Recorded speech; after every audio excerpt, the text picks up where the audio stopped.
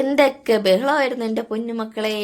ചെറിയൊരു ബിസിനസ് തുടങ്ങുന്നു, ഞാനൊരു ബിസിനസ്സുകാരിയാകുന്നു, ഡ്രസ്സ് എടുക്കുന്നു, വെബ്സൈറ്റ് തുടങ്ങുന്നു, മീഷോയിൽ അക്കൗണ്ട് എടുക്കുന്നു, ഫ്ലിപ്കാർട്ടിൽ അക്കൗണ്ട് എടുക്കുന്നു, പറ ഓർഡർ വരുന്നു, നിറയെ ഓർഡർ കൊണ്ടുവന്ന് കൊടുക്കുന്നു, തിരക്കോട് തിരക്ക്. എന്തൊക്കെയായിരുന്നു ബഹളമെന്ന് അറിയാമോ നിങ്ങൾക്ക്?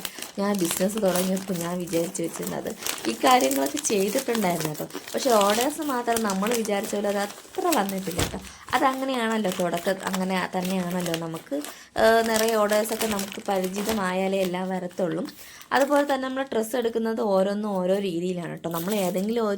നമ്മളിപ്പം പുതുതായിട്ട് ബിസിനസ് തുടങ്ങുന്നവർക്കായിരുന്നാലും എനിക്ക് ഒരു കാര്യമേ പറയാനുള്ളൂ. നിങ്ങൾ ഏതിലാണ് കൂടുതലായിട്ട് കോൺസെൻട്രേറ്റ് ചെയ്തിട്ട് ചെയ്യുന്നതെന്ന് വെച്ചാൽ അതിലത്തേക്ക് മാത്രമായിട്ട് ഡ്രസ്സ് എടുക്കാം കേട്ടോ. വേണമെന്നല്ല, നമ്മൾ ഫ്ലിപ്കാർട്ടിലും മീഷോയിലൊക്കെ ഓരോ രീതിയിലാണ് ഡ്രസ്സ് എടുക്കുന്നത്.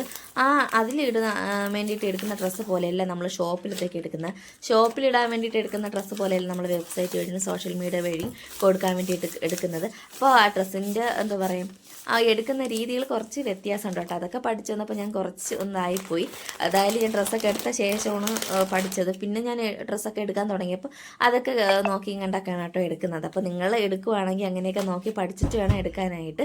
ആരബദ്ധം കാണിക്കരുത്. നമ്മളൊരു എന്താ പറയുക, അത്രയും റിസ്ക് എടുത്തല്ലേ ഓരോ കാര്യങ്ങൾ നമ്മൾ ചെയ്യുന്നത്. അപ്പോൾ അത് കുറച്ച് നല്ല രീതിക്ക് ഒന്ന് പഠിച്ചിട്ട് വേണം എന്ന് ചെയ്യാനായിട്ട്. എന്നെപ്പോലെ ആരും ബുദ്ധിമുട്ടരുത് എന്ന് വിചാരിച്ചാണ് കേട്ടോ ഞാൻ പറഞ്ഞത്.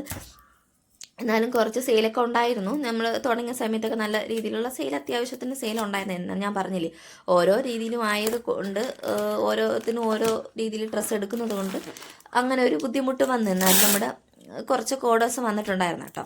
അപ്പോൾ ഇന്ന് എനിക്ക് ഒരു ഓർഡർ വന്നായിരുന്നു കേട്ടോ. ഞാൻ ക്ലിയർ ആൻഡ് സെയിലിൻ്റെ ഭാഗമായിട്ട് ഒരു ഡിസ്കൗണ്ട് സെയിൽ ഇട്ടിട്ടുണ്ടായിരുന്നു. അപ്പോൾ അതിൻ്റെ ഭാഗമായിട്ട് ഓർഡേഴ്സ് വന്നതാണേ. അപ്പോൾ ഞാൻ ഞാൻ അല്ലെങ്കിൽ പോസ്റ്റ് ഓഫീസ് വഴി DTDC വഴി അയക്കാറുണ്ട്. അപ്പം പോസ്റ്റ് ഓഫീസ് വഴി അയക്കുന്നതാണ് കൂടുതൽ എനിക്ക് ഇതായിട്ട് തോന്നിയിട്ടുള്ളത്. പക്ഷേ താമസിച്ചായിരിക്കും കസ്റ്റമറിന് കിട്ടുക. അങ്ങനെ ഒരു ബുദ്ധിമുട്ടേ ഉണ്ടായിരുന്നുള്ളൂ DTDCയിൽ. പക്ഷേ പെട്ടെന്ന് എത്തും. പക്ഷേ ചാർജ് കുറച്ച് കൂടുതലാണ് കേട്ടോ. നമുക്കത് കുറച്ച് മുതലാവാൻ കുറച്ച് ബുദ്ധിമുട്ടാണ്. ഒന്നോ രണ്ടോ ഒക്കെ ഓർഡേഴ്സ് വരികയാണെങ്കിൽ നമുക്ക് കൊണ്ടു കൊടുക്കുമ്പോഴത്തേക്കും നമുക്ക് മുതലാവില്ല കേട്ടോ. കുറേ ഓർഡേഴ്സ് വരികയാണെങ്കിൽ നമുക്ക് DTDC വഴി കൊടുക്കുന്നതിന് കുഴപ്പമില്ല. പക്ഷേ ഒന്നോ രണ്ടോ ഓർഡേഴ്സൊക്കെ ആണെങ്കിൽ നമുക്കതൊരു നഷ്ടമാണ്. എൻ്റെ കസ്റ്റമറിനെ ഉടനെ വേണമെന്ന് പറഞ്ഞതുകൊണ്ടാണ് DTDC വഴി ഞാൻ അയക്കാൻ വേണ്ടിയിട്ട് പോയത്. അപ്പോൾ ഒരുപാട് ദിവസമായിട്ടോ DTDC അങ്ങോട്ട് പോയിട്ട്. അപ്പോൾ അവിടെ മാറി വേറൊരു സ്ഥലത്തായിരുന്നു, ഞാൻ അറിഞ്ഞിട്ടുണ്ടായിരുന്നില്ല.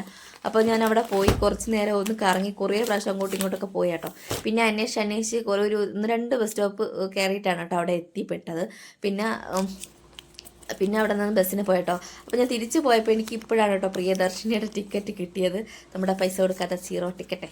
അപ്പം 2 പ്രാവശ്യം എനിക്ക് അങ്ങോട്ട് പോയപ്പോഴും ഇങ്ങോട്ട് വന്നപ്പോഴും ടിക്കറ്റ് കിട്ടിയിട്ടുണ്ടായിരുന്നു കേട്ടോ. അപ്പോൾ ഈ ബസ് വന്ന ശേഷം ഇപ്പോൾ ആദ്യമായിട്ടാണ് കേട്ടോ കയറുന്നത്. ഈ പ്രിയദർശിനി ഇറക്കിയ ശേഷം ആദ്യമായിട്ടാണ് കയറുന്നത്. അപ്പോൾ അത്രയേ ഉള്ളൂ കേട്ടോ ഇന്നത്തെ വീഡിയോ.